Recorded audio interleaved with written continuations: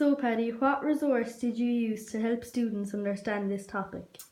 So within this topic of the hyperboloid of revolution, I created a simple resource, as we can see here, using two discs cut from cardboard and some long matchsticks which join in between for elements.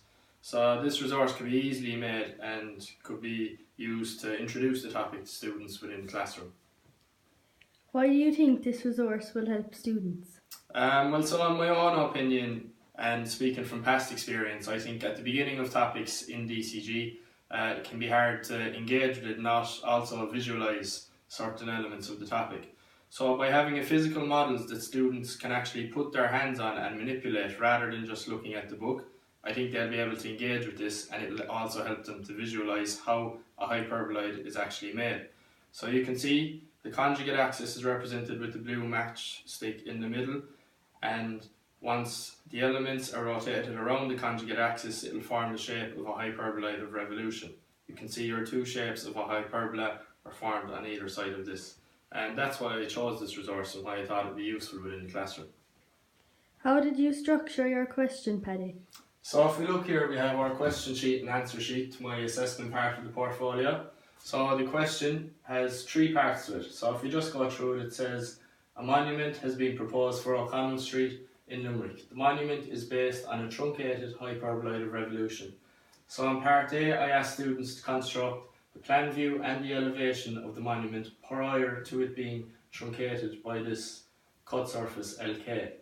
Then part B looked at determining the true shape of the surface LK once the monument had been cut.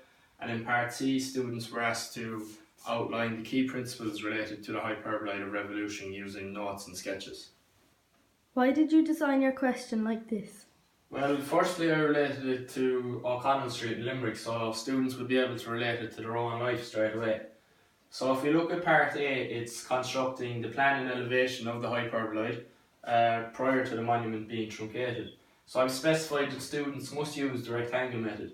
So this ensures that students will have to have knowledge of all of these methods, and specifically the rectangle method, in order to complete the question. Then part B is to determine the true shape of LK once the monument is truncated. I decided to incorporate a part of the question like this because it links in with other elements of the DCG syllabus, such as finding the true shape and auxiliaries. And I think it's important that students are able to link different elements of the syllabus into each other and complete questions with a lot of elements in them. Then part C looks at students' ability to pick out the key principles that they feel are important in relation to the hyperboloid of revolution, and it also assesses students' ability to graphically communicate their own ideas using notes and using sketches. So in my opinion, the question as a whole is quite good. It examines a number of different parts of the students' knowledge, including this topic and prerequisite, and I think it would be a good question to give to students.